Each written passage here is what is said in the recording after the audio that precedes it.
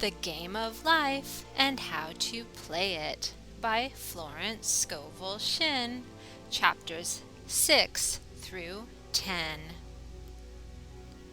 Read by me, Daisy Alexander.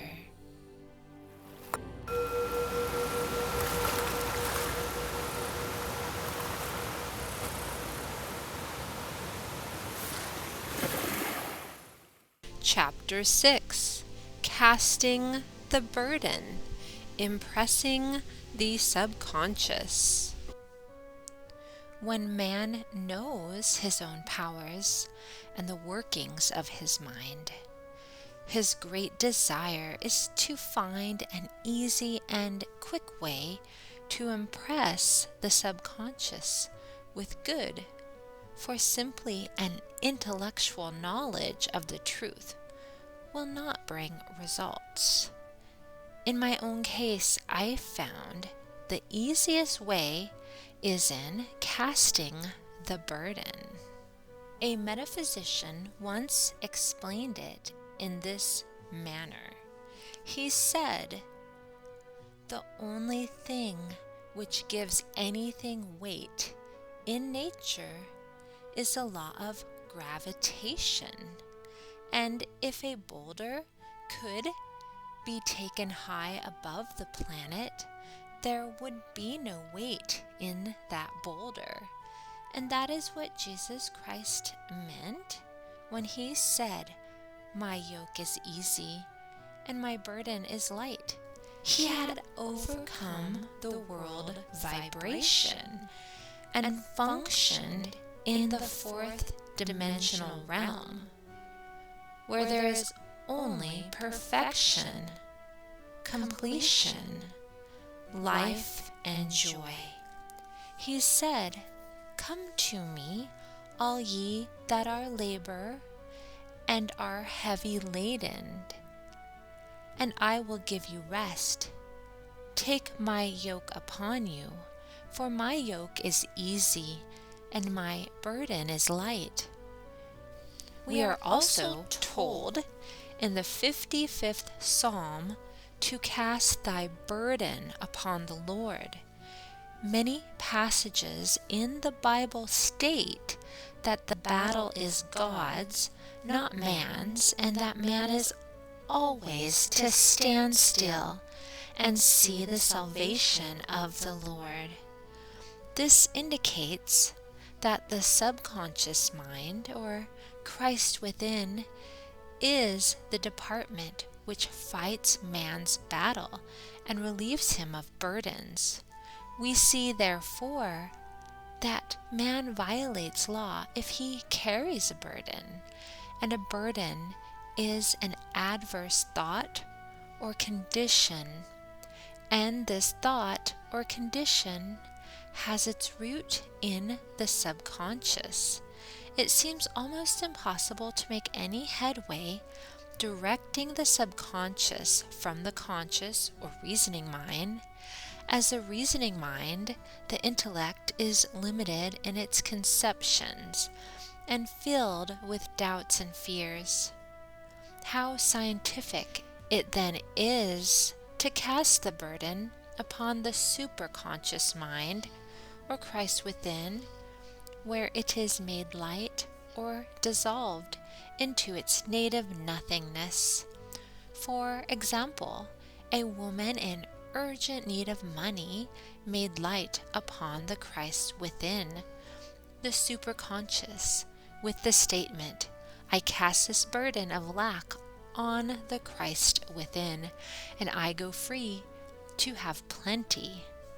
The belief in lack was her burden, and as she cast it upon the superconscious, with its belief of plenty, an avalanche of supply was the result.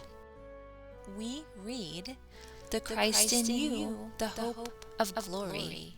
Another example, one of my students had been given a new piano, and there was no room in her studio for it until she had moved out the old one. She was in a state of perplexity. She wanted to keep the old piano, but knew of no place to send it. She became desperate, as the new piano was to be sent immediately. In fact, was on its way. With no place to put it, she said it came to her to repeat, I cast this burden on the Christ within, and I go free. A few moments later, her phone rang, and a woman friend asked if she might rent her old piano, and it was moved out a few minutes before the new one arrived. I knew a woman whose burden was resentment. She said, I cast this burden of resentment on the Christ within, and I go free to be loving, harmonious, and happy. The Almighty superconscious flooded the subconscious with love, and her whole life was changed. For years, resentment had held her in a state of torment and imprisoned her soul, the subconscious mind. The statement should be made over and over, sometimes for hours at a time, silently or audibly, with quietness but determination. I have often compared it to winding up a Victrola. We must wind ourselves up with spoken words. I have noticed in casting the burden, after a little while, one seems to see clearly. It is impossible to have clear vision while in the throes of carnal mind doubts. And fear poisons the mind and body, and imagination runs riot, attracting disaster and disease. In steadily repeating the affirmation, I cast this burden on the Christ within and go free, the vision clears, and with it a feeling of relief, and sooner or later comes the manifestation of good, be it health, happiness, or supply. One of my students once asked me to explain the darkness before the dawn. I referred in a preceding chapter to the fact that often, before the big demonstration, everything seems to go wrong, and deep depression clouds the consciousness. It means that out of the subconscious are rising the doubts and fears of the ages. These old derelicts of the subconscious rise to the surface to be put out. It is then that man should clap his cymbals like Jehoshaphat and give thanks that he is saved, even though he seems surrounded by the enemy, the situation of lack or disease. The student continued, how long must one remain in the dark? And I replied, until one can see in the dark, and casting the burden enables one to see in the dark. In order to impress the subconscious, active faith is always essential. Faith without works is dead. In these chapters, I have endeavored to bring out this point. Jesus Christ showed active faith when he commanded the multitude to sit down on the ground before he gave thanks for the loaves and fishes. I will give another example showing how necessary this step is. In fact, active faith is the bridge over which man passes to his promised land. Through misunderstanding, a woman had been separated from her husband, whom she loved deeply. He refused all offers of reconciliation and would not communicate with her in any way. Coming into the knowledge of spiritual law, she denied the appearance of separation. She made this statement: "There is no separation in divine mind. Therefore, I cannot be separated from the love and companionship which are mine by divine right." She showed active faith by arranging a place for him at the table every day, thereby impressing the subconscious with a picture of his return. Over a year passed, but she never wavered, and one day he walked in. The subconscious is often impressed through music. Music has a fourth dimensional quality and releases the soul from imprisonment. It makes wonderful things seem possible and easy of accomplishment.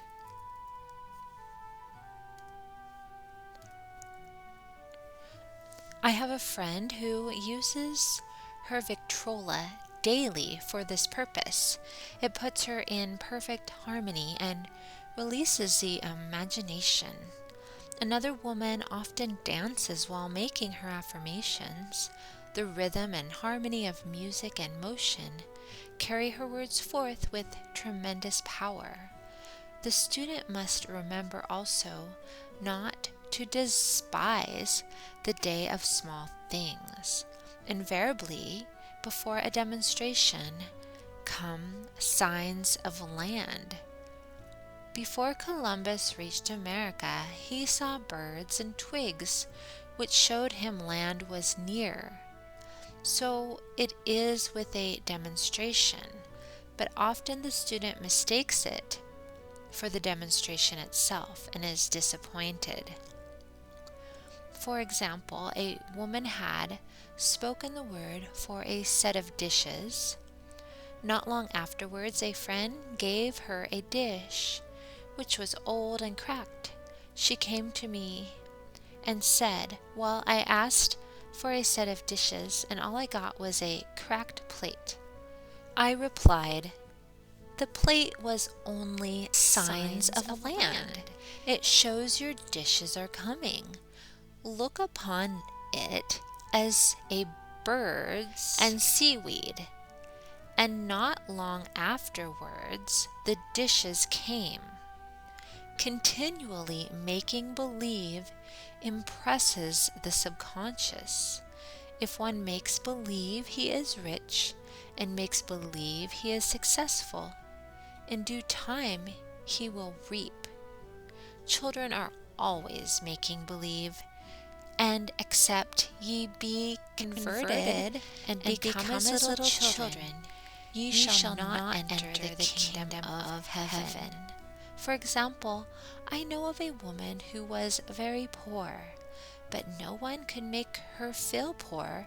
She earned a small amount of money from rich friends who constantly reminded her of her poverty and to be careful and saving. Regardless of their admonitions, she would spend all her earnings on a hat or make someone a gift and be in a rapturous state of mind. Her thoughts were always centered on beautiful clothes and rings and things, but without envying others. She lived in the world of the wondrous, and only riches seemed real to her. Before long, she married a rich man, and the rings and things became visible. I do not know whether the man was the divine selection, but opulence had to manifest in her life, as she had imagined only opulence. There is no peace or happiness for man until he has erased all fear from the subconscious. Fear is misdirected energy and must be redirected or transmuted into faith. Jesus Christ said, "Why are ye fearful, O ye of little faith? All things are possible to him that believeth." I am asked, so often by my students, how can I get rid of fear?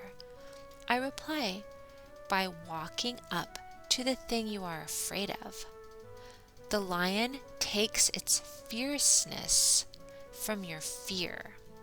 Walk up to the lion, and he will disappear. Run away, and he runs after you. I have shown in previous chapters how the lion of lack disappeared when the individual spent money fearlessly, showing faith that God was his supply and therefore unfailing. Many of my students have come out of the bondage of poverty, and they are now bountifully supplied through losing all fear of letting money go out. The subconscious is impressed with the truth that God is the giver and gift. Therefore, as one is one with the giver, he is one with the gift. A splendid statement is, I now thank God the giver for God the gift.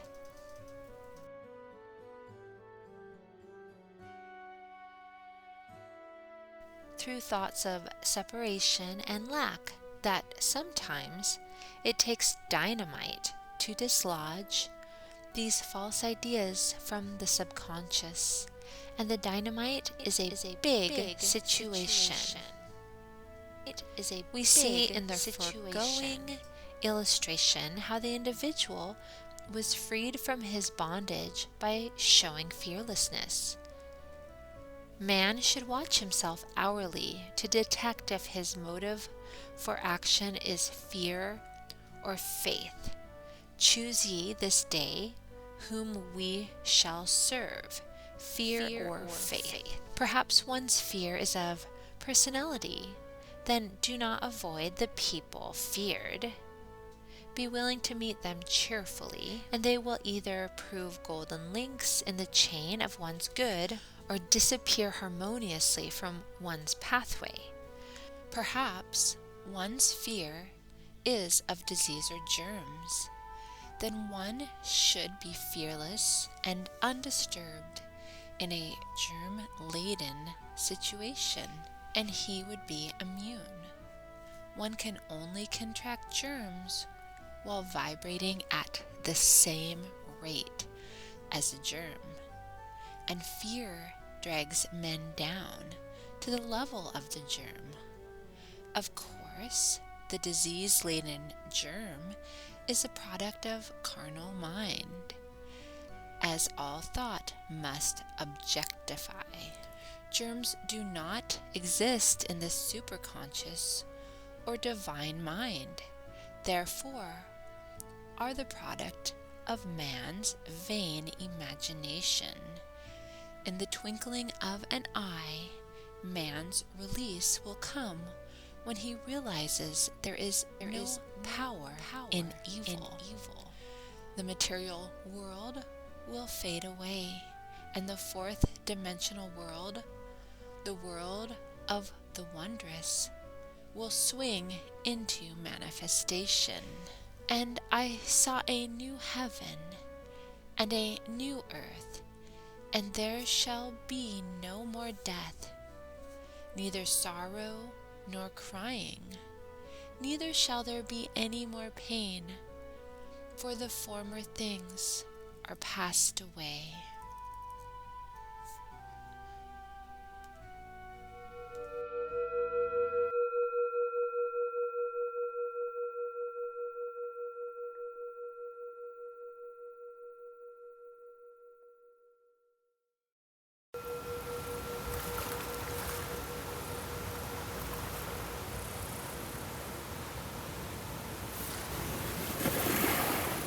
The Game of Life and How to Play It by Florence Scovel Shinn.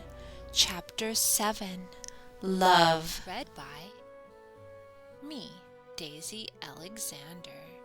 Every man on this planet is taking his initiation in love. A new commandment I give unto you, that ye love one another. Uspensky states in Tertium Organum, that love is a cosmic phenomenon and opens to man the fourth dimensional world, the world of the wondrous. Real love is selfless and free from fear.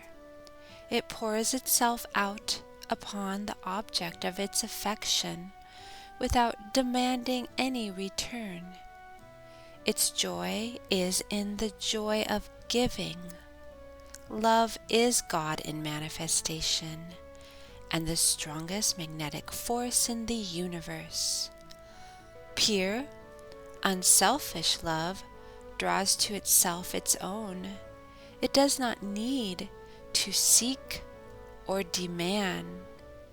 Scarcely anyone has the faintest conception of real love. Man is selfish, tyrannical, or fearful in his affections, thereby losing the thing he loves. Jealousy is the worst enemy of love, for the imagination runs riot, seeing the loved one attract to another, and invariably these fears objectify if they are not neutralized. For example, a woman came to me in deep distress. The man she loved had left her for another woman and said he never intended to marry her. She was torn with jealousy and resentment and said she hoped he would suffer as he had made her suffer, and added, "How could he leave me when I loved him so much?" I replied, "You are not loving that man, you are hating him," and added, "You can never receive what you have never given. Give a perfect love, and you will receive a perfect love. Perfect yourself on this man. Give him a perfect, unselfish love, demanding nothing in return. Do not criticize or condemn, and bless him wherever his is." She replied, "No, I won't bless him unless I know where he is." She said, "Well," I said, "that is not real love. When you send out real love will return to you, either from this man or his equivalent. For if this man is not the divine selection, you will not want him. As you are one with God, you are one with the love which belongs to you by divine right." Several months passed, and matters remained about the same, but she was working conscientiously with herself. I said, "When you are no longer disturbed by his cruelty, he will cease to be cruel, as you are attracting it through your own emotions." Then I told her of a brotherhood in India who never said good morning to each other. They used these words, "I salute the divinity in you." They saluted the divinity in every man and in the wild animals in the jungle, and they were never harmed, for they saw only God in every living thing. I said, "Salute the divinity in this man, and say, I see your divine self only. I see you as God sees you, perfect, made in his image and likeness." She found she was becoming more poised and gradually losing her resentment. He was a captain, and she always called him the Cap. One day she said suddenly, "God bless the Cap, wherever he is."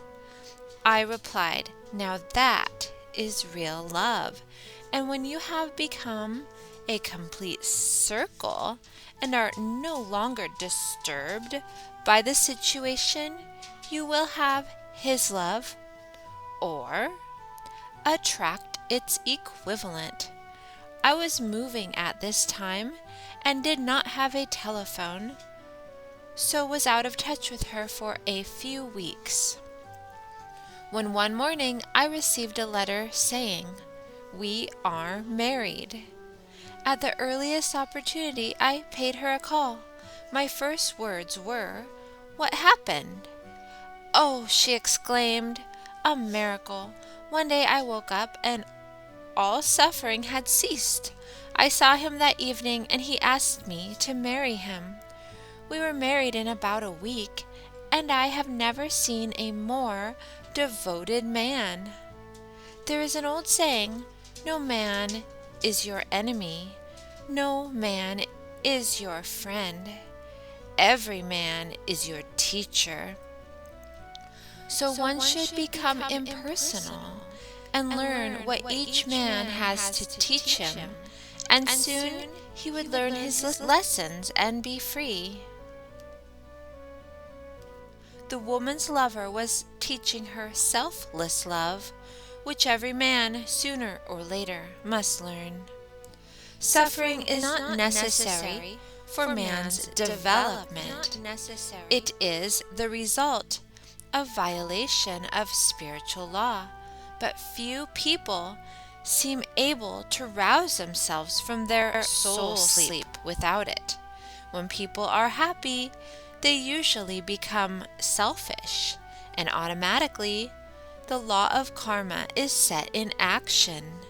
Man often suffers loss through lack of appreciation. I knew a woman who had a very nice husband, but she said often, "I don't care anything about being married, but that is nothing against my husband. I'm simply not interested in married life." She had other interests, and scarcely remembered she had a husband.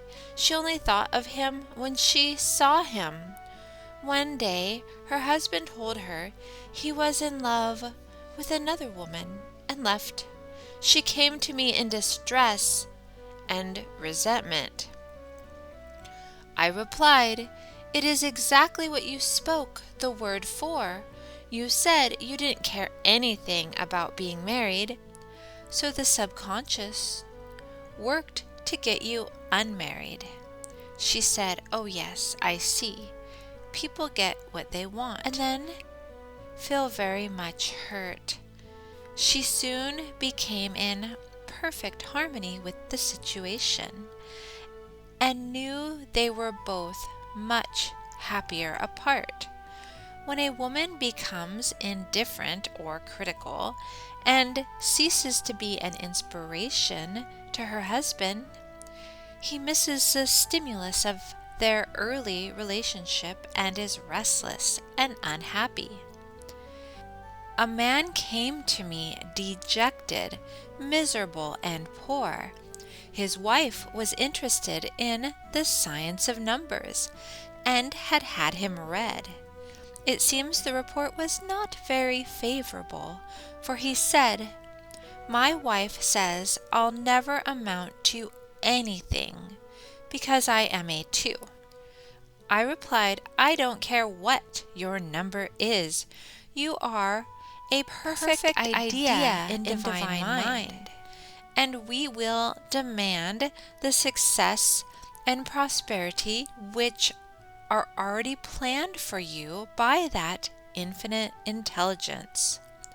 Within a few weeks, he had had a very fine position, and a year or 2 later, he achieved a brilliant success as a writer. No man is a success in business unless he loves his work. The picture the artist paints for love of his art is his greatest work. The pot boiler is always something to live down. No man can attract money if he despises it. Many people are kept in poverty by saying, "Money means nothing to me, and I have a contempt for people who have it." This is the reason so many artists are poor.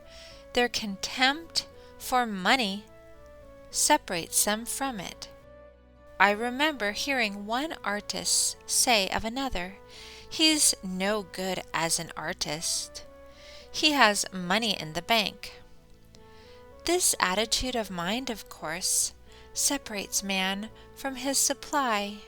He must be in harmony with a thing in order to attract it. Money is God in manifestation, as freedom from want and limitation. But it must be always kept in circulation and put to right uses. Hoarding and saving react with grim vengeance.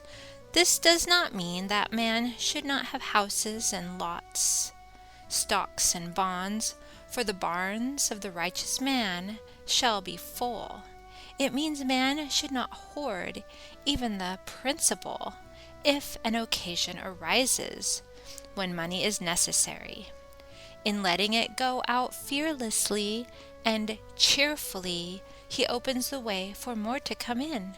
For God is man's unfailing and inexhaustible supply.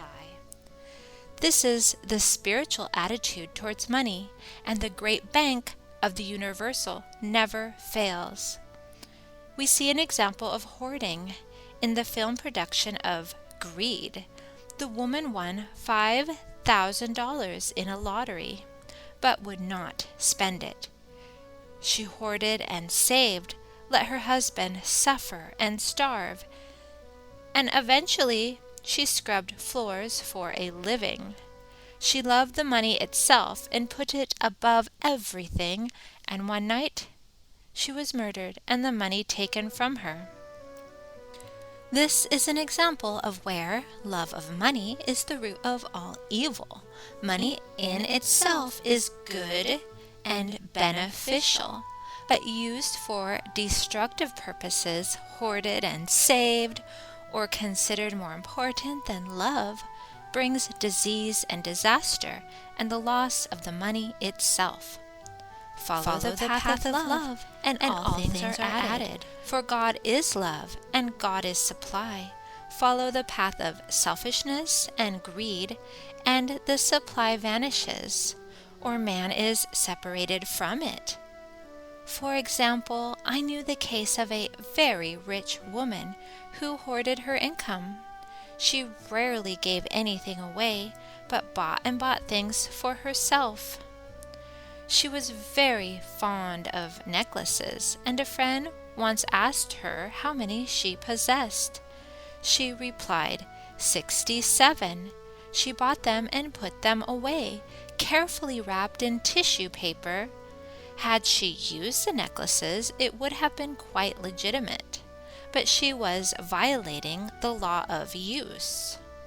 Her closets were filled with clothes she never wore, and jewels which never saw the light. The woman's arms were gradually becoming paralyzed from holding on to things, and eventually she was considered incapable of looking after her affairs, and her wealth was handed over to others to manage. So man, in ignorance of the law, brings about his own destruction. All disease, all unhappiness come from the violation of the law of love. Man's boomerangs of hate, resentment, and criticism come back laden with sickness and sorrow. Love seems almost a lost art, but the man with the knowledge of spiritual law knows it must be regained, for without it he has become as sounding brass and tinkling cymbals. For example, I had a student who came to me month after month to clean her consciousness of resentment. After a while, she arrived at the point where she resented only one woman, but that one woman kept her busy. Little by little, she became poised and harmonious, and one day, all resentment was wiped out. She came in radiant and exclaimed, "You can't understand how I feel. The woman said something to me, and instead of being furious, I was loving and kind. And she apologized and was perfectly lovely to me. No one can understand the marvelous lightness I feel within. Love and goodwill are invaluable in business. For example, a woman came to me complaining of her employer. She said she was cold and critical and knew she did not want her in the position. Well, I replied, salute the divinity in the woman and send her love. She said, I can't. She's a marble woman. I answered, you remember the story of the sculptor who asked for a certain piece of marble. He was asked why he wanted it, and he replied, because there is an angel in the marble, and out of it he produced a wonderful work of art. She said, very well, I'll try it. A week later, she came back and said, I did what you told me to, and now the woman is very kind and took me out in her car. People are sometimes filled with remorse for having done someone an unkindness, perhaps years ago. If the wrong cannot be righted, its effect can be neutralized by doing someone a kindness in the present. This one thing I do, forgetting those things which are behind and reaching forth unto things where they are before. Sorrow, regret, and remorse tear down the cells of the body and poison the atmosphere of the individual. A woman said to me in deep sorrow, treat me to be happy and joyous, for my sorrow makes me so irritable with members of my family. I keep making more karma. I was asked to treat a woman who was mourning for her daughter. I denied all belief in loss and separation and affirmed that God was the woman's joy, love, and peace. The woman gained her poise at once and sent word by her son not to treat any longer because she was so happy it wasn't respectable. So mortal mind loves to hang on to its griefs and regrets. I knew a woman who went about bragging of her troubles, so of course she always had something to brag about. The old idea was if a woman did not worry about her children, she was not a good mother. Now, we know that mother fear is responsible for many of the diseases and accidents which come into the lives of children. For fear pictures vividly the disease or situation feared, and these pictures objectify if not neutralized. Happy is the mother who can say sincerely that she puts her child in God's hands and knows therefore that he is divinely protected. For example, a woman awoke suddenly in the night, feeling her brother was in great danger.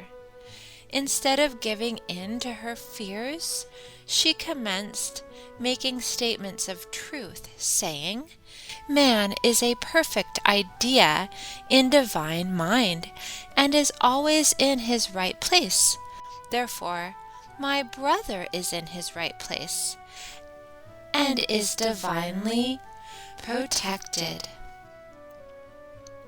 The next day she found that her brother had been in close proximity to an explosion in a mine, but had miraculously escaped. So man is his brother's keeper in thought, and every man should know that the thing he loves dwells in the secret place of the Most High, and abides under the shadow of the Almighty. There shall no evil befall thee, neither shall any plague come nigh thy dwelling. Perfect love casteth out fear. He that feareth is not made perfect in love, and love is the fulfilling of the law.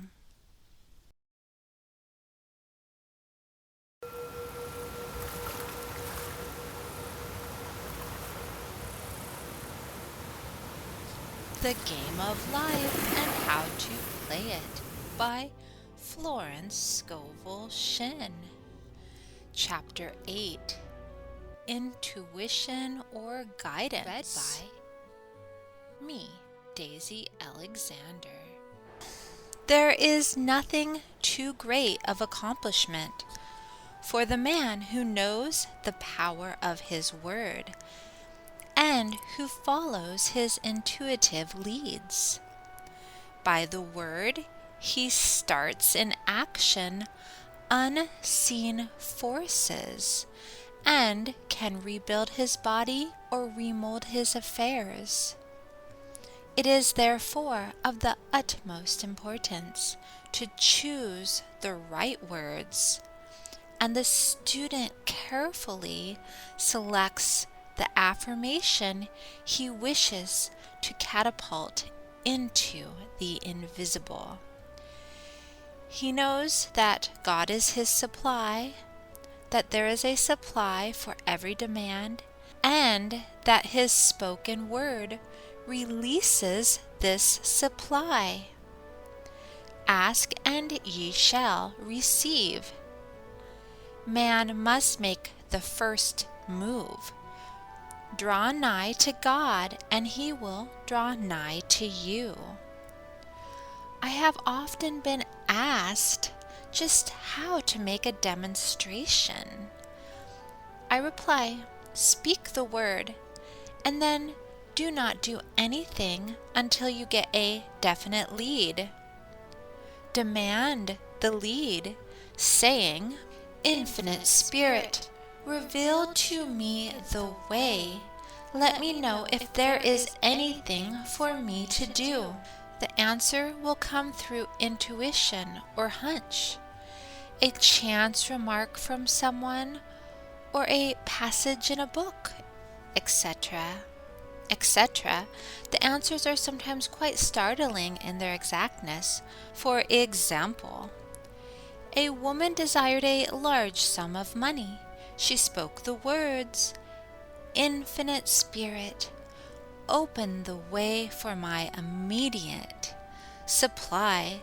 Let all that is mine by divine right now reach me in great avalanches of abundance. Then she added, Give me a definite lead. Let me know if there is anything for me to do. The thought came quickly. Give a certain friend who had helped her spiritually $100. She told her friend, who said, Wait and get another lead before giving it. So she waited, and that day met a woman who said to her, I gave someone $1 today. It was just as much for me as it would be for you to give someone 100. This was indeed an unmistakable lead, so she knew she was right in giving the $100.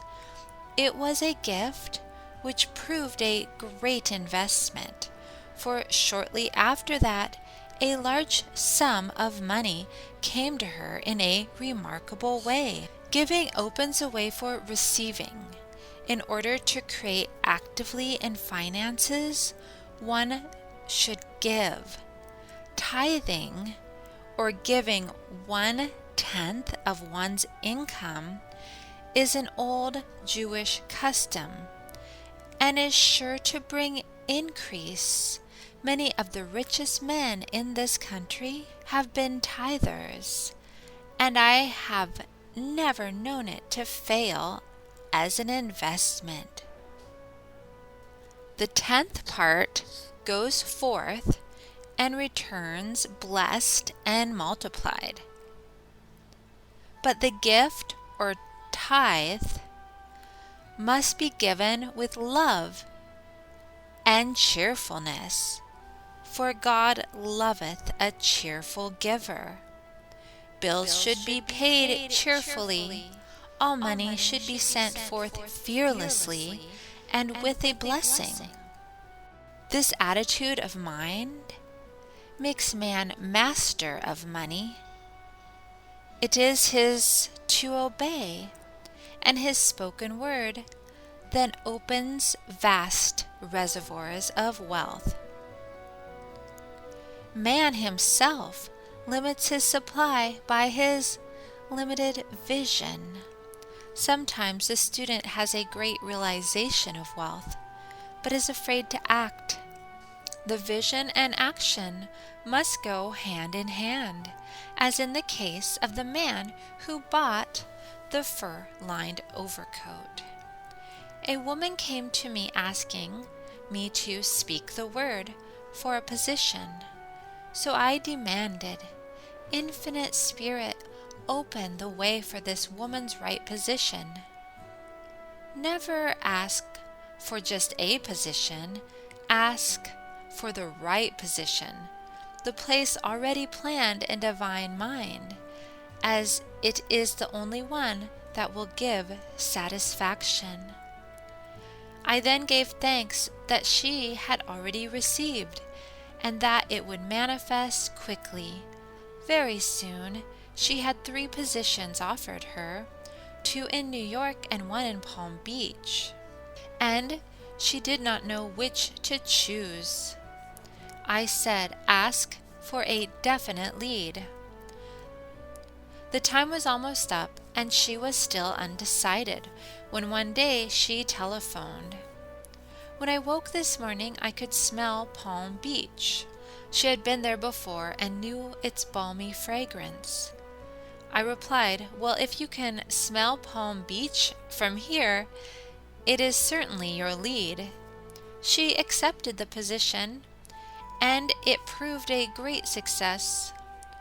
Often one's lead comes at an unexpected time.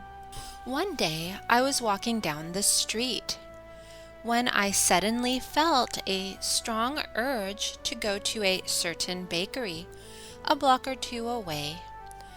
The reasoning mind resisted, arguing, there is nothing there that you want. However, I had learned not to reason, so I went to the bakery, looked at everything, and there was certainly nothing there that I wanted.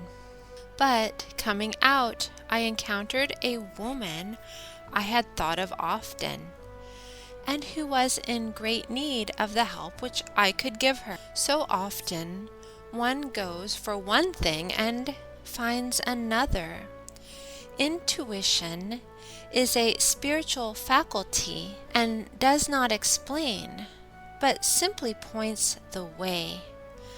A person often receives a lead during a treatment. The idea that comes may seem quite irrelevant. Some of God's leadings are mysterious.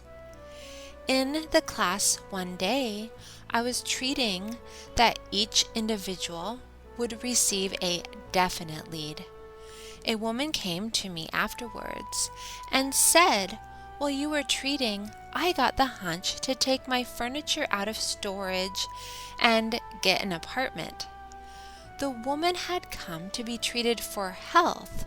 I told her I knew in getting a home of her own, her health would improve. And I added, I believe your trouble, which is congestion, has come from having things stored away. Congestion of things causes congestion in the body. You have violated the law of use, and your body is paying the penalty. So I gave thanks that divine order was established in her mind, body, and affairs. People little dream of how their affairs react on the body. There is a mental correspondence for every disease. A person might receive instantaneous healing through the realization of his body being a perfect idea in divine mind, and therefore whole and perfect. But if he continues his destructive thinking, hoarding, hating, fearing, condemning, the disease will return. Jesus Christ knew that all sickness came from sin, but admonished the leper after the healing to go and sin no more, lest a worse thing come upon him. So man's soul or subconscious mind must be washed whiter than snow for permanent healing, and the metaphysician is always delving deep for the correspondence. Jesus Christ said, Condemn not, lest ye also be condemned. Judge not, lest ye be judged. Many people have attracted disease and unhappiness through condemnation of others. What man condemns in others, he attracts to himself. For example, a friend came to me in anger and distress because her husband had deserted her for another woman. She condemned the other woman and said continually she knew he was a married man and had no right to accept his attentions. I replied, Stop condemning the woman, bless her, and be through with the situation. Otherwise, you are attracting the same thing to yourself. She was deaf to my words, and a year or two later became deeply interested in a married man herself. Man picks up a live wire whenever he criticizes or condemns, and may expect a shock. Indecision is a stumbling block in many a pathway. In order to overcome it, make this statement repeatedly. I am always under direct inspiration. I make right decisions quickly. These words impress the subconscious, and soon one finds himself awake and alert, making his right moves. Without hesitation, I have found it destructive to look to the psychic plane for guidance, as it is the plane of many minds and not the one mind. As man opens his mind to subjectivity, he becomes a target for destructive forces. The psychic plane is the result of man's mortal thought and is on the plane of opposites. He may receive either good or bad messages. The science of numbers and the reading of horoscopes keep man down on the mental or mortal plane, for they deal only with the karmic path. I know of a man who should have been dead years ago according to his horoscope, but he is alive and a leader of one of the biggest movements in this country for the uplift of humanity. It takes a very strong mind to neutralize a prophecy of evil. The student should declare, every false prophecy shall come to naught. Every plan my Father in heaven has not planned shall be dissolved and dissipated, and the divine idea now comes to pass.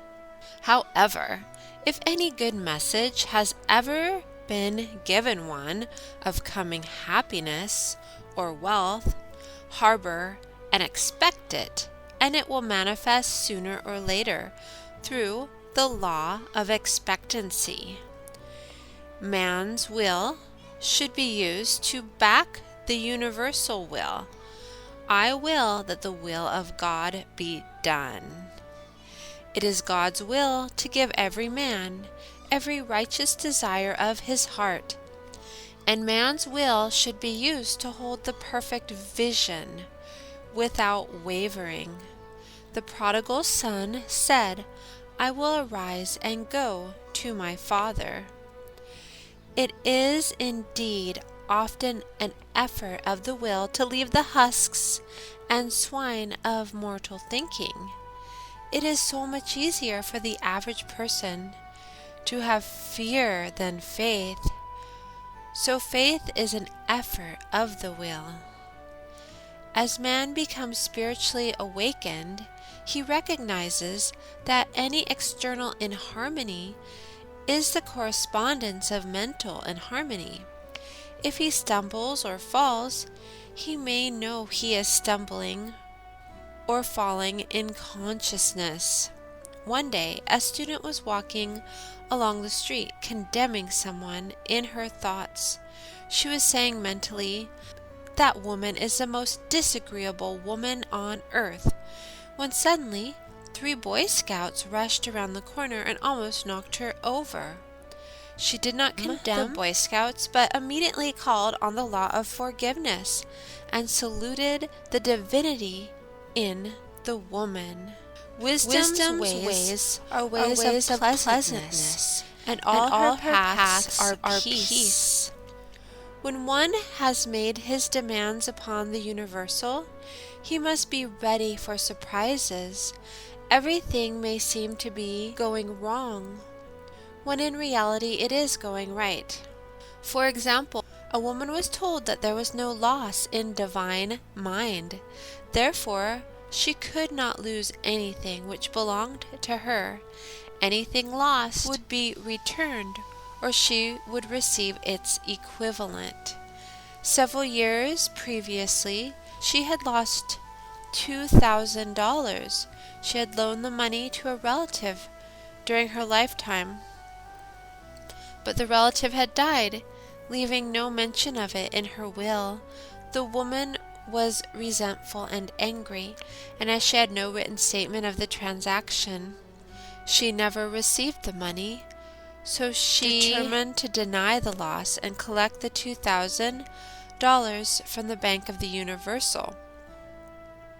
She had to begin by forgiving the woman, as resentment and unforgiveness closed the doors of this wonderful bank.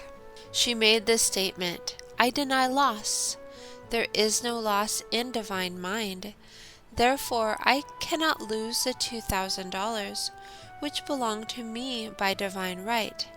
As one door shuts, another door opens. She was living in an apartment house which was for sale, and in the lease was a clause stating that if the house was sold, the tenants would be required to move out within 90 days.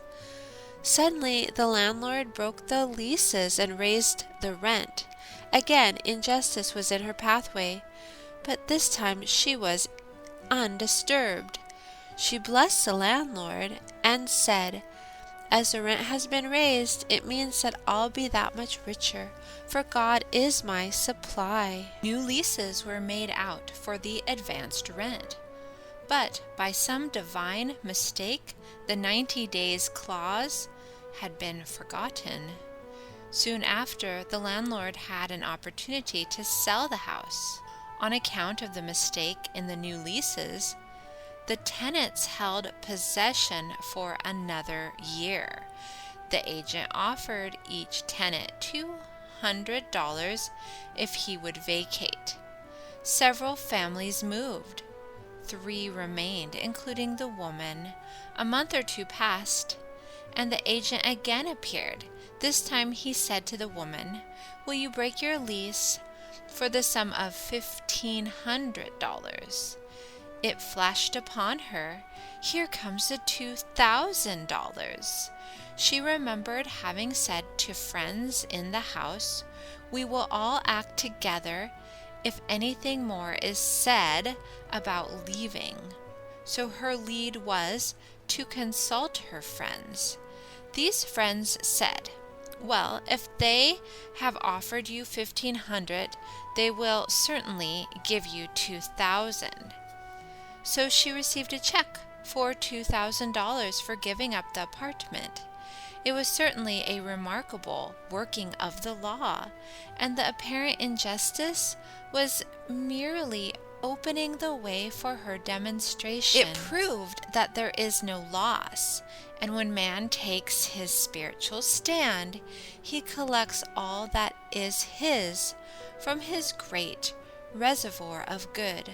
I will restore to you the years the locusts have eaten. These adverse thoughts alone rob man, for no man gives to himself but himself, and no man takes away from himself but himself. Man is here to prove God and to bear witness to the truth, and he can only prove God by bringing plenty out of lack, and justice out of injustice. Prove me now herewith, saith the Lord of hosts, if I will not open you the windows of heaven and pour out a blessing, that there shall not be room enough to receive it.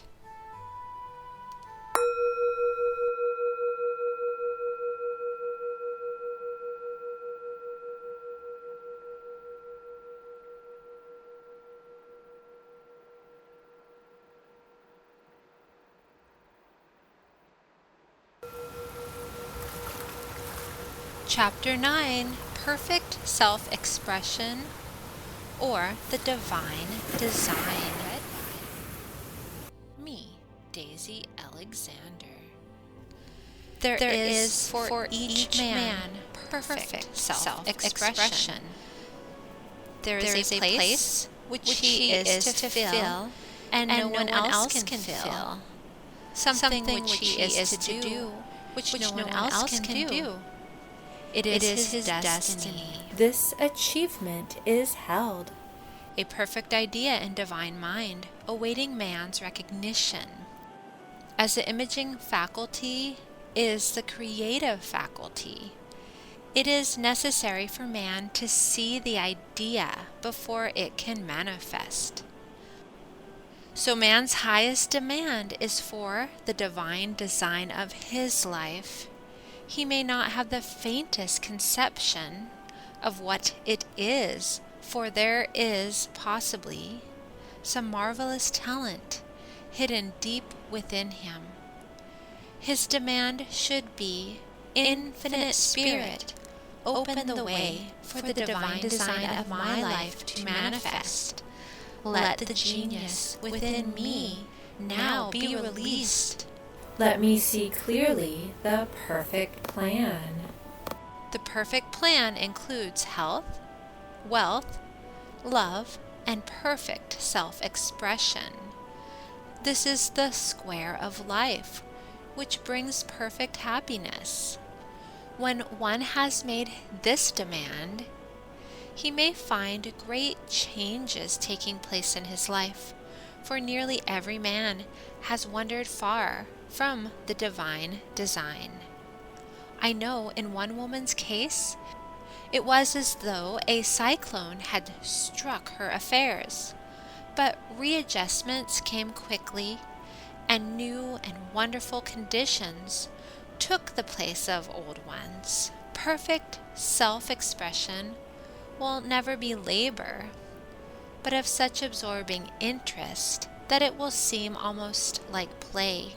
The student knows also, as man comes into the world financed by God, the supply needed for his perfect self-expression will be at hand. Many a genius has struggled for years with the problem of supply, when his spoken word and faith would have released quickly the necessary funds. For example, after the class one day, a man came to me and handed me a cent. He said, I have just 7 cents in the world, and I'm going to give you one, for I have faith in the power of your spoken word.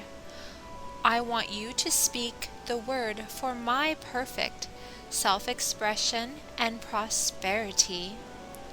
I spoke the word and did not see him again until a year later.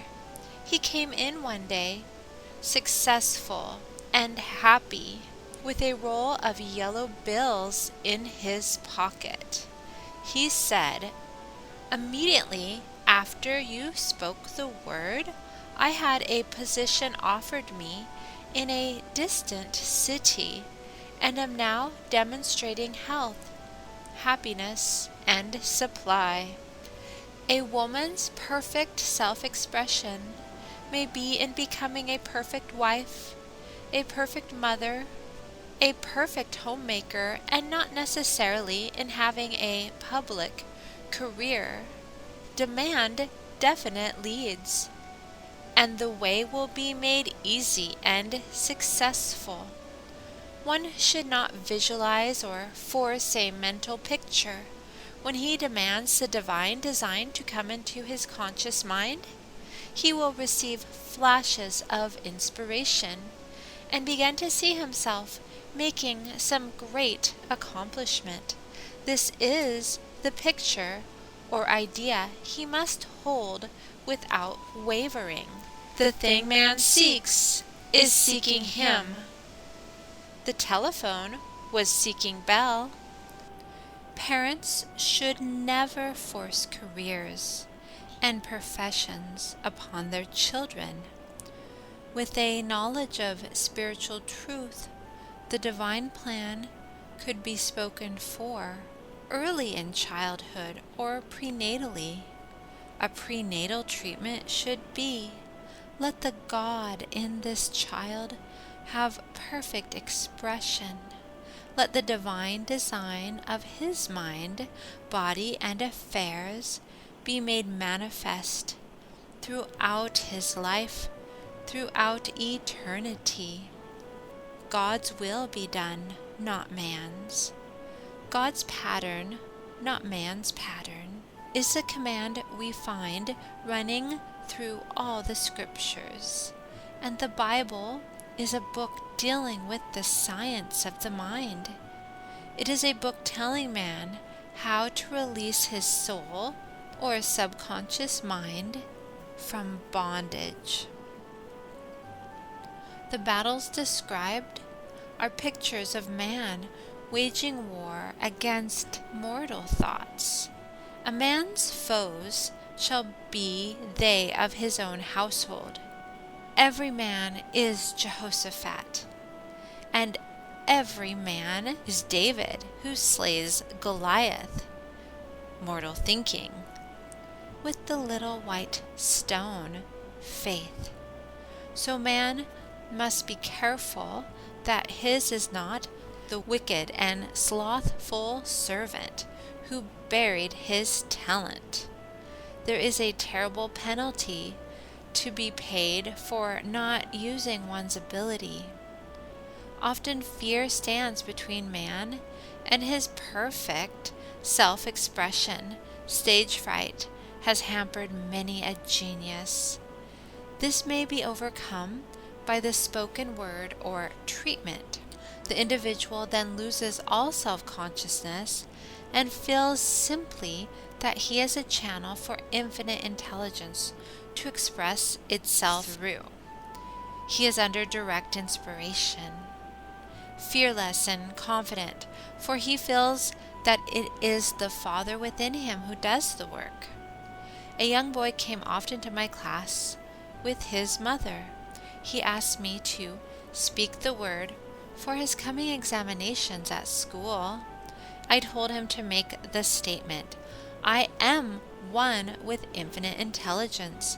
I know everything I should know on this subject." He had an excellent knowledge of history, but was not sure of his arithmetic. I saw him afterwards, and he said, "I spoke the word for my arithmetic and passed with the highest honors, but thought I could depend on myself for history and got a very poor mark." Man often receives a setback when he is too sure of himself, which means he is trusting to his personality and not the Father within.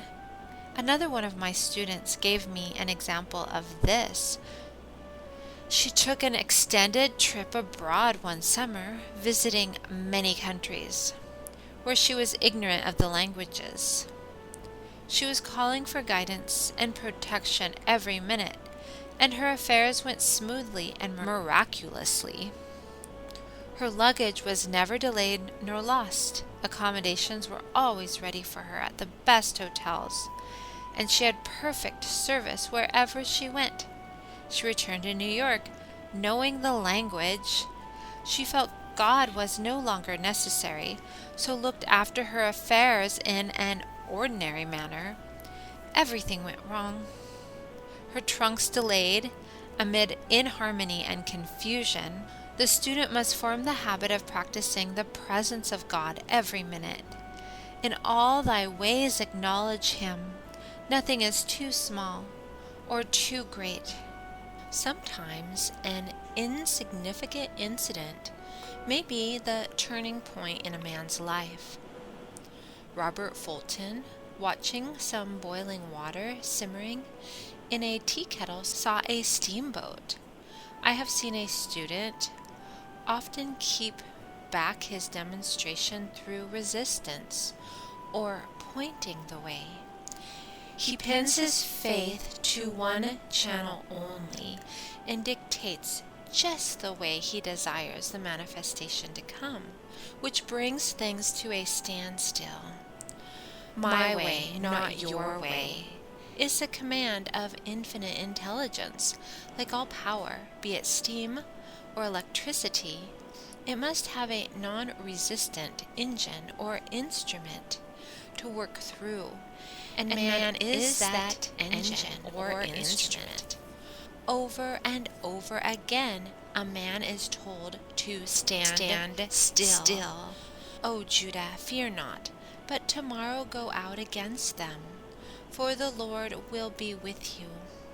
You shall not need to fight this battle. Set yourselves, stand ye still, and see the salvation of the Lord with you.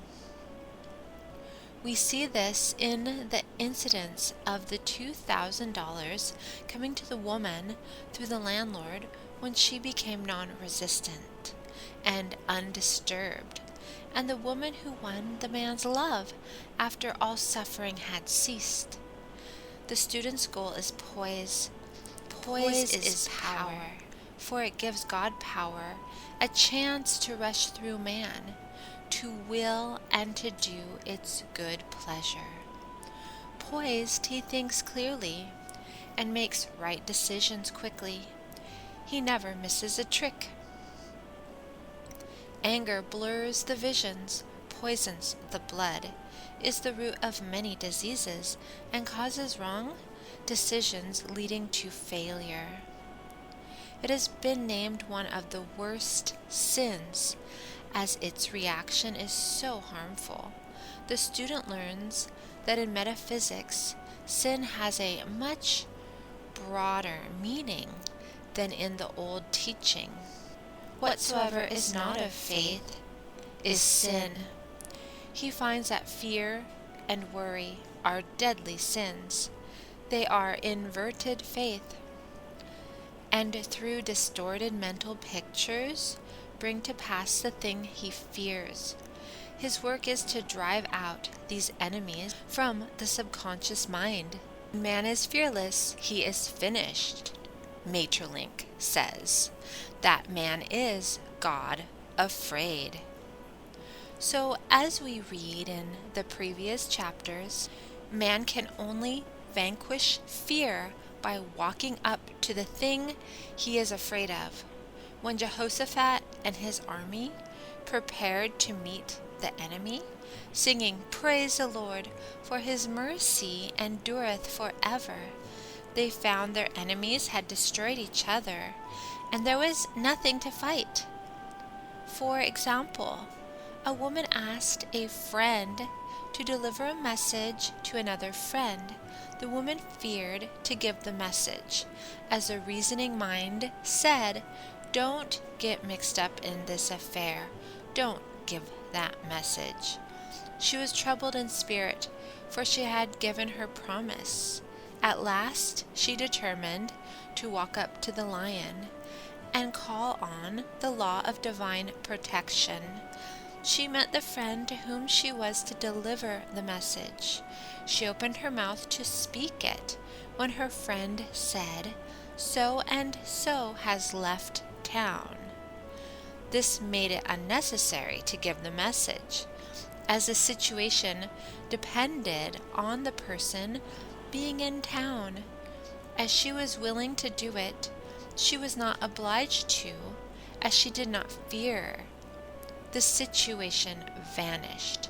The student often delays his demonstration through a belief in incompletion. He should make this statement: "In divine mind there is only completion. Therefore, my demonstration is completed. My perfect work, my perfect home, my perfect health, whatever he demands, are perfect ideas registered in divine mind, and must manifest under grace in a perfect way. He gives thanks he has already received on the invisible, and makes active preparation for receiving on the visible." One of my students was in need of a financial demonstration. She came to me and asked why it was not completed. I replied, "Perhaps you are in the habit of leaving things unfinished, and the subconscious has gotten into the habit of not completing. As the without, so the within. I'll go home and finish something I commenced weeks ago, and I know it will be symbolic of my demonstration." She sewed assiduously, and the article was soon completed. Shortly after, the money came in a most curious manner. Her husband was paid his salary twice that month. He told the people of their mistake, and they sent word to keep it. When man asks, believing, he must receive, for God creates his own channels. I have been sometimes asked, suppose one has several talents, how is he to know which one to choose? Demand to be shown definitely. Say, "Infinite Spirit, give me my definite lead. Reveal to me my perfect self-expression. Show me which talent I am to make use of now." I have known people to suddenly enter a new line of work and be fully equipped with little or no training. So make the statement, "I am fully equipped for the divine plan of my life," and be fearless in grasping opportunities. Some people are cheerful givers, but bad receivers. They refuse gifts through pride or some negative reason, thereby blocking their channels, and invariably find themselves eventually with little or nothing. For example, a woman who had given away a great deal of money had a gift offered her of several $1,000s. She refused to take it, saying she did not need it. Shortly after that, her finances were tied up, and she found herself in debt for that amount. Man should receive gracefully the bread returning to him upon the water. Freely ye have given, freely ye shall receive. There is always a perfect balance of giving and receiving, and though man should give without thinking of returns, he violates law if he does not accept the returns which come to him. For all gifts are from God, man being merely the channel. A thought of lack should never be held over the giver. For example, when the man gave the 1 cent, I did not say, "Poor man, he cannot afford to give me that." I saw him rich and prosperous, with his supply pouring in. It was this thought which brought it. If one has been a bad receiver, he must become a good one, and take even a postage stamp, if it is given him, and open up his channels for receiving. The Lord loveth a cheerful receiver, as well as a cheerful giver. I have often been asked why one man is born rich and healthy, and another poor and sick. Where there is an effect, there is always a cause. There is no such thing as chance. This question is answered through the law of reincarnation. Man goes through many births and deaths until he knows the truth, which sets him free. He is drawn back to the earth plane through unsatisfied desire, to pay his karmic debts, or to fulfill his destiny. The man born rich and healthy has had pictures in his subconscious mind in his past life of health and riches, and the poor and sick man of disease and poverty. Man manifests on any plane the subtotal of his conscious beliefs. However, birth and death are man-made laws, for the wages of sin is death. The Adamic fall in consciousness through the belief in two powers, the real man, spiritual man, is birthless and deathless. He never was born and has never died. As he was in the beginning, he is now and ever shall be. So through the truth, man is set free from the law of karma, sin and death, and manifests the man made in his image and likeness. Man's freedom comes through fulfilling his destiny, bringing into manifestation the divine design of his life. His Lord will say unto him, "Well done, thou good and faithful servant.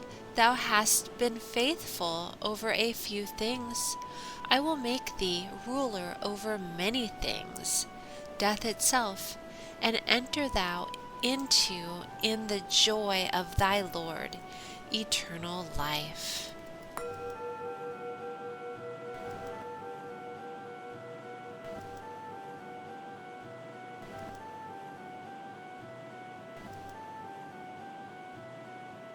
The Game of Life and How to Play It by Florence Scovel Shinn.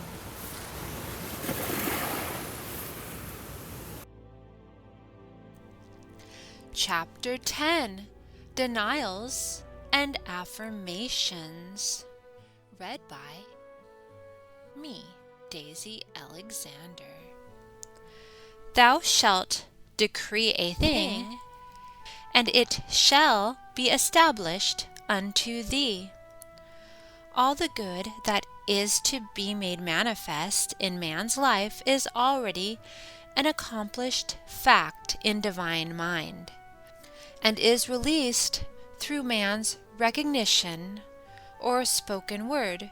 So he must be careful to decree that only the divine idea be made manifest, for often he decrees through his idle words failure or misfortune. It is therefore of the utmost importance to word one's demands correctly, as stated in a previous chapter. If one desires a home, friend, position, or any other good thing, make the demand for the divine selection. For example, Infinite Spirit, open the way for my right home, my right friend, my right position. I give thanks it now manifests under grace in a perfect way. The latter part of the statement is most important. For example, I know a woman who demanded $1,000. Her daughter was injured, and they received $1,000 indemnity, so it did not come in a perfect way. The demand should have been worded in this way: Infinite Spirit, I give thanks that the $1,000, which is mine by divine right, is now released and reaches me under grace in a perfect way. As one grows in a financial consciousness, he shall demand that the enormous sums of money, which are his by divine right, reach him under grace in perfect ways. It is impossible for man to release more than he thinks is possible, for one is bound by the limited expectancies of the subconscious, and he must enlarge his expectations in order to receive in a larger way. Man so often limits himself in his demands. For example, a student made the demand for $600 by a certain date. He did receive it, but heard afterwards that he came very near receiving $1,000. But he was given just $600 as the result of his spoken word. They limited the Holy One of Israel. Wealth is a matter of consciousness. The French have a legend giving an example of this. A poor man was walking along a road when he met a traveler who stopped him and said, "My good friend, I see you are poor. Take this golden nugget. Sell it, and you will be rich all your days." The man was overjoyed at his good fortune and took the nugget home. He immediately found work and became so prosperous that he did not sell the nugget. Years passed, and he became a very rich man. One day he met a poor man on the road. He stopped him and said, "My good friend, I will give you this gold nugget, which, if you sell, will make you rich for life."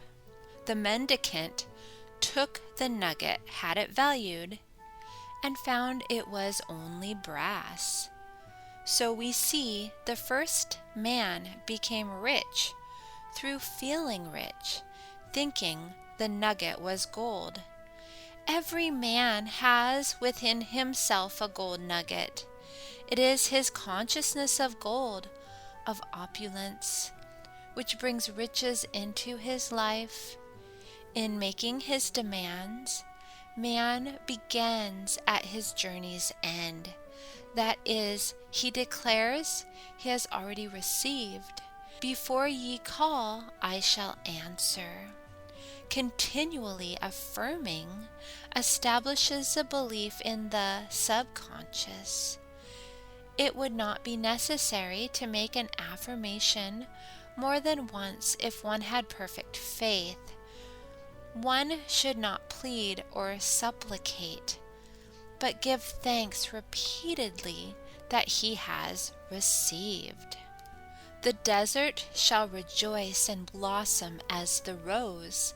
This rejoicing, which is yet in the desert state of consciousness, opens the way for release.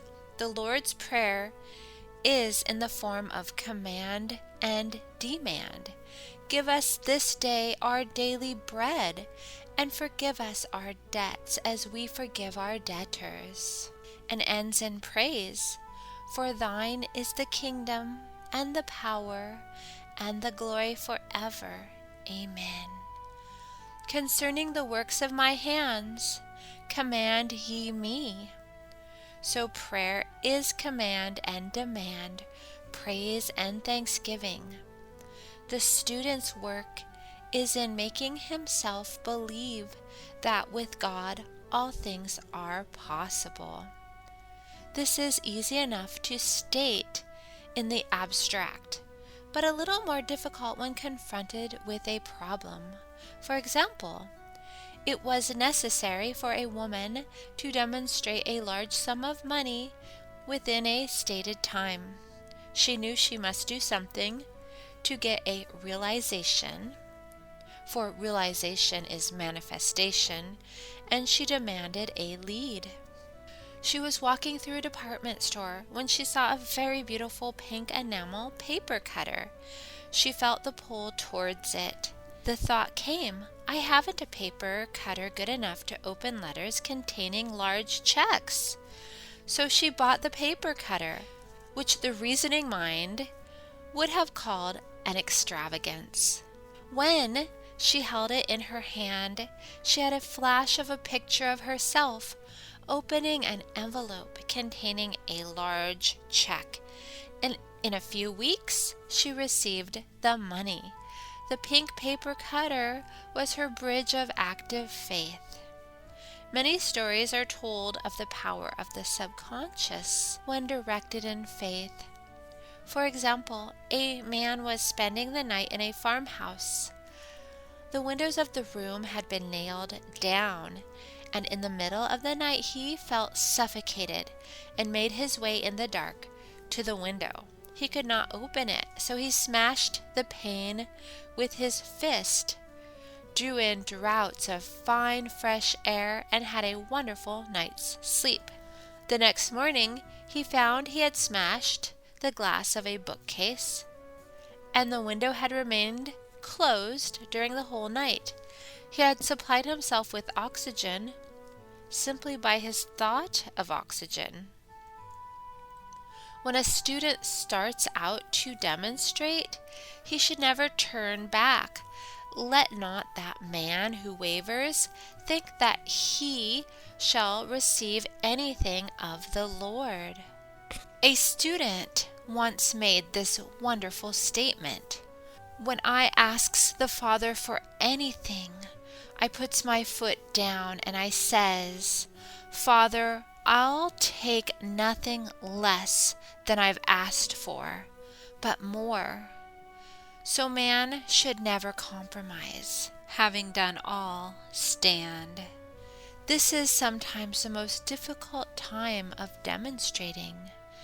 The temptation comes to give up, to turn back, to compromise. He also serves who only stands and waits. Demonstrations often come at the 11th hour because man then lets go, that is, stops reasoning, and infinite intelligence has a chance to work. Man's dreary desires are answered drearily, and his impatient desires long delayed or violently fulfilled. For example, a woman asked me why it was she was constantly losing or breaking her glasses. We found she often said to herself and others with vexation, I wish I could get rid of my glasses. So her impatient desire was violently fulfilled. What she should have demanded was perfect eyesight, but what she registered in the subconscious was simply the impatient desire to be rid of her glasses, so they were continually being broken or lost. Two attitudes of mind cause loss: depreciation, as in the case of the woman who did not appreciate her husband, or fear of loss, which makes a picture of loss in the subconscious.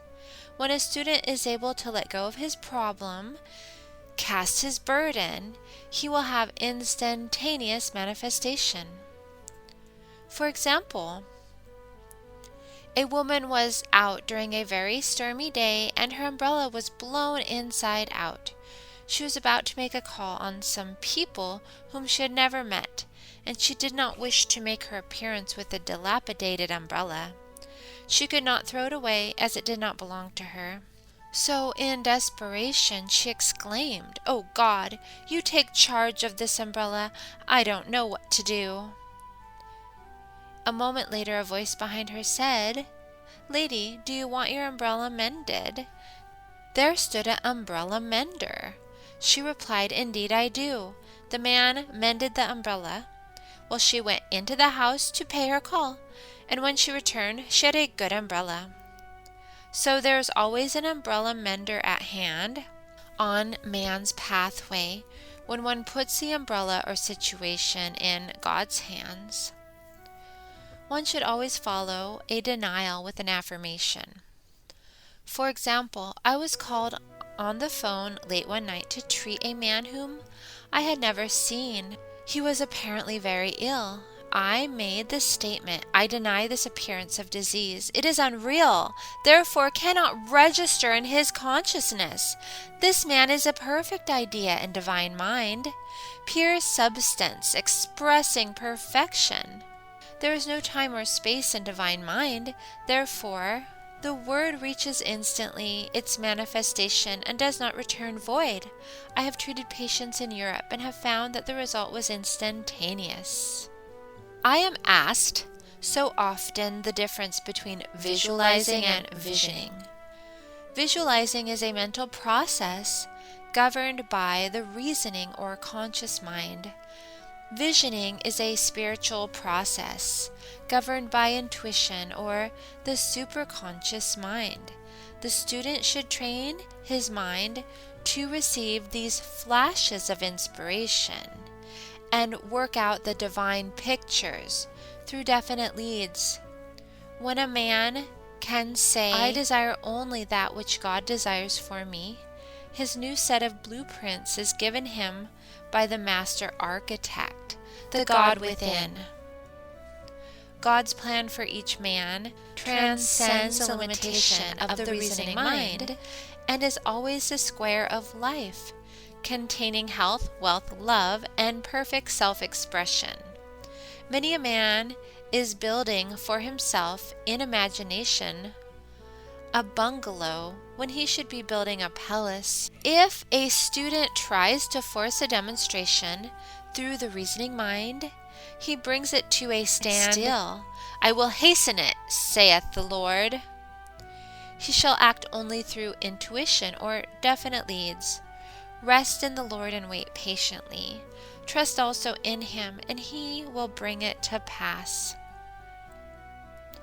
I have seen the law work in the most astonishing manner. For example, a student stated that it was necessary for her to have $100 for the following day. It was a debt of vital importance which had to be met. I spoke the word, declaring Spirit was never late, and that the supply was at hand. That evening she phoned me of the miracle. She said that the thought came to her to go to her safe deposit box at the bank to examine some papers. She looked over the papers, and at the bottom of the box was a new $100 bill. She was astounded and said she knew she had never put it there, for she had gone through the papers many times. It may have been a materialization as Jesus Christ materialized the loaves and fishes. Man will reach the stage where His word is made flesh or materialized instantly. The fields, ripe with harvest, will manifest immediately, as in all of the miracles of Jesus Christ. There is a tremendous power alone in the name Jesus Christ. It stands for truth made manifest. He said, "Whatever ye ask the Father in my name, He will give it to you." The power of this name raises the student into the fourth dimension, where he is freed from all astral and psychic influences, and he becomes unconditioned and absolute, as God Himself is unconditioned and absolute. I have seen many healings accomplished by using the words, "In the name of Jesus Christ." Christ was both person and principle, and the Christ within each man is his Redeemer and salvation. The Christ within is his own fourth dimensional self, the man made in God's image and likeness. This is the self which has never failed, never known sickness or sorrow, was never born, and has never died. It is the resurrection and the life of each man. No man cometh to the Father save by the Son, means that God, the universal, working on the place of the particular, becomes the Christ in man, and the Holy Ghost becomes God in action. So daily man is manifesting the Trinity of Father, Son, and Holy Ghost. Man should make an art of thinking. The master thinker is an artist and is careful to paint only the divine designs upon the canvas of his mind, and he paints these pictures with masterly strokes of power and decision, making perfect faith that there is no power to mar this perfection, and that they shall manifest in his life the ideal made real. All power is given man through right thinking to bring his heaven upon his earth. And this is the goal of the game of life. The simple rules are fearless faith, non-resistance, and love. May each reader be now freed from that thing which has held him in bondage through the ages, standing between him and his own, and know the truth which makes him free to fulfill his destiny, to bring into manifestation the divine design of his life, health, wealth, love, and perfect self-expression. Be ye transformed by the renewing of your mind. Denials and affirmations. For prosperity. God is my unfailing supply, and large sums of money come to me quickly under grace in perfect ways. For right conditions. Every plan my Father in heaven has not planned shall be resolved and dissipated, and the divine idea now comes to pass. For right conditions. Only that which is true of God is true of me, for I and the Father are one. For faith, as I am one with God, I am one with my good, for God is both the giver and the gift. I cannot separate the giver from the gift. For right conditions. Divine love now dissolves and dissipates every wrong condition in my mind, body, and affairs.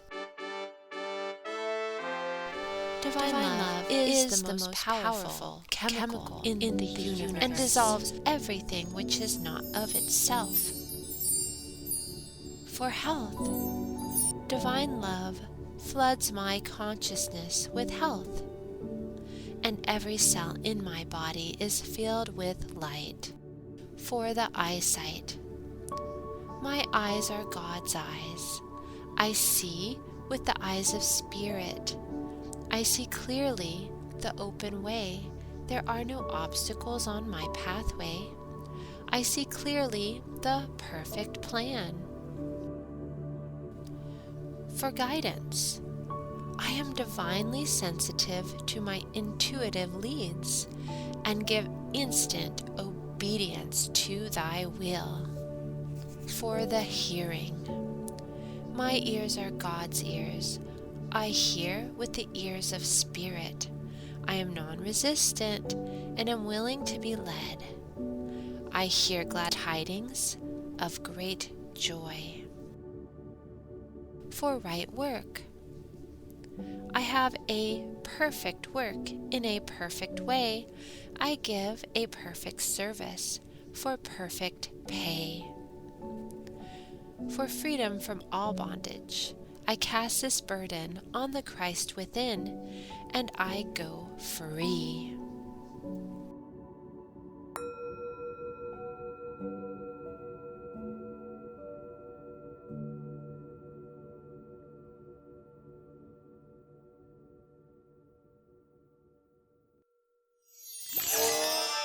I hope you enjoyed listening to The Game of Life and How to Play It by Florence Scovel Shinn. Be sure to subscribe to the Be Wonder channel to get alerts when new content is published, and comment below your thoughts and experiences on this topic.